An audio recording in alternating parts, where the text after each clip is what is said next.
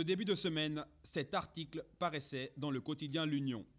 Ce mardi 5 novembre, le président de la transition, Brice Clotaire Oligui Nguema, a rencontré les représentants des organisations syndicales de l'administration publique.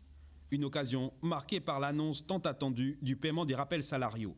Ce geste, qui s'inscrit dans un contexte de réforme profonde, reflète l'engagement du gouvernement à améliorer les conditions de vie des fonctionnaires et à restaurer la confiance au sein de l'administration.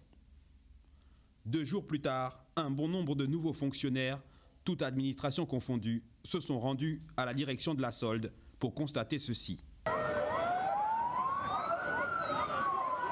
Le chef de l'État, le général de brigade Brice Clotaire Oligui Nguema, a demandé, n'est-ce pas, des instructions fermes au gouvernement de payer l'intégralité, ou si vous voulez, n'est-ce pas, le 1/3 des rappels des agents publics qui se chiffraient à 106 milliards.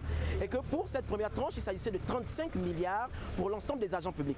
Malheureusement, il faudra été de constater que certains agents ont été pris en compte et que les autres ont tout simplement été lésés. Alors, nous parlons là, n'est-ce pas, des situations des agents ayant perçu des pré-salaires de 2014-2015 à nos jours, tous secteurs confondus. Nous parlons de la santé, de l'éducation nationale, des eaux et eaux forêts, des affaires sociales. Je parle bien de tout ministère confondu, des recrutements directs, etc., qui n'ont pas été pris en compte dans le calcul là. Il y a même certains agents des promotions récentes 2020, 2021, 2022 dont les calculs ont été effectués. Comment pouvez-vous constater que ceux qui ont perçu des pré-salaires depuis 2014-2015 n'ont pas été pris en compte, mais que ce sont des collègues de 2020, 2021, 2022 qui ont été pris en compte? Ça veut dire que le 12 novembre prochain, les promotions anciennes vont être payées et nous, les promotions qui suivent ne seront pas payées. Face à cela, de nombreuses questions surgissent. Qui devrait être bénéficiaire de l'enveloppe de 35 milliards allouée au paiement des rappels soldes? Seraient-ce les résidus d'avant 2013 ayant perçu antérieurement une première partie de leur rappel, ou alors la nouvelle vague allant de 2014 à nos jours?